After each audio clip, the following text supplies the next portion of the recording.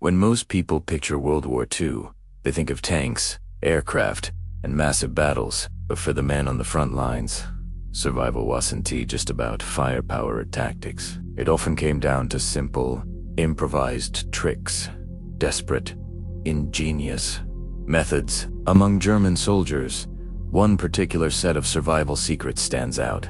These weren't about better weapons or clever strategies, and they didn't come from military manuals. They were born from necessity, the art of using whatever was around them to fight hunger, cold, and exhaustion. These tricks were whispered among soldiers, passed quietly between men who knew that without them, they might not live to see the next sunrise. To understand how these methods came to be, you have to imagine the Eastern Front.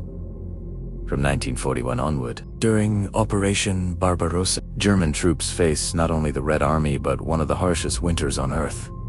Temperatures plunged to -30°C, engines froze, weapons jammed, and the very air turned deadly.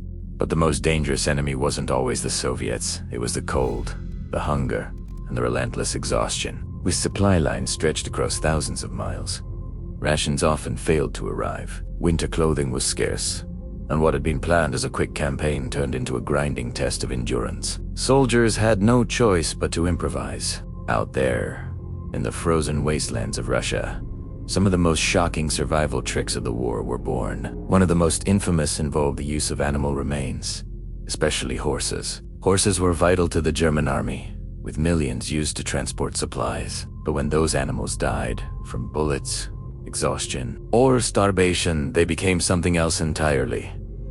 A means to survive. In the depths of winter, a frozen horse could mean life. Some soldiers cut open the carcass and crawled inside, using the remaining warmth and insulation to protect themselves from the freezing wind. Others rendered fat or boiled bones for crude broth, squeezing out every last calorie. It was gruesome, yes, but it was survival. It wasn't a tactic taught in training. It was a last resort, whispered among men who knew that in war, there were no rules against staying alive. Another key survival method involved creating hidden fires, a way to generate heat without revealing their position. In the vast snow-covered plains, a visible plume of smoke could draw instant enemy fire. So soldiers dug shallow pits into the frozen earth, burning dried dung, peat, or smoldering embers instead of open wood fires. Covered with snow or soil, the heat could thaw frozen rations or warm hands without betraying their location. It was a small, almost primitive trick, but it saved countless lives.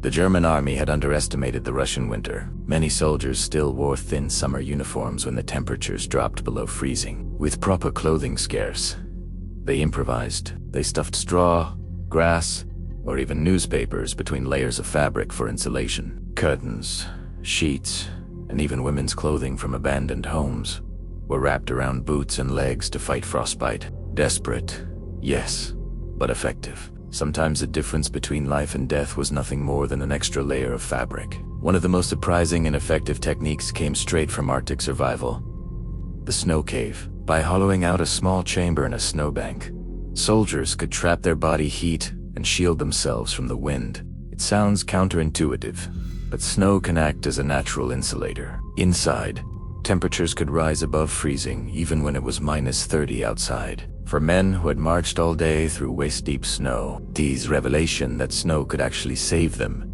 became a secret shared among survivors of the harshest fronts. When food ran out, soldiers turned to whatever they could find. They boiled pine needles into vitamin-rich tea to prevent scurvy, teate moss bark, or scavenged Halferton grain. In places like Stalingrad, some even boiled leather belts and boots to soften them enough to eat. It sounds unthinkable today, but for them, every scrap of material, every ounce of fat, every drop of broth meant another day of life. Even water became a challenge. Melting snow over a fire could expose them to enemy fire, so some learned to melt it in their mouths slowly, conserving heat and avoiding frostbite. Others kept small canteens of snow inside their coats, letting their body warmth do the work quietly, invisibly.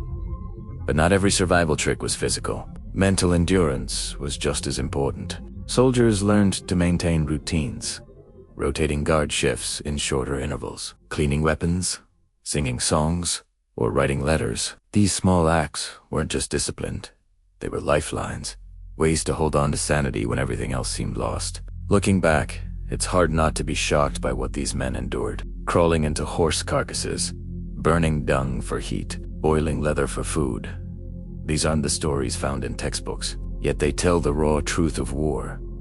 That survival often depends not on strength or strategy, but on adaptability, courage, and the refusal to give up. The survival tricks of German soldiers on the Eastern Front revealed the brutal reality of combat stripped of heroism and glory, a daily fight to stay alive against the cold, the hunger, and despair itself. If you found this glimpse into the hidden side of World War II compelling, consider subscribing to In the Beginning, where we uncover the forgotten ingenuity and resilience behind history's darkest moments. Because sometimes, the greatest lessons of the past aren't written in books. They're reburied in the snow, waiting to be rediscovered.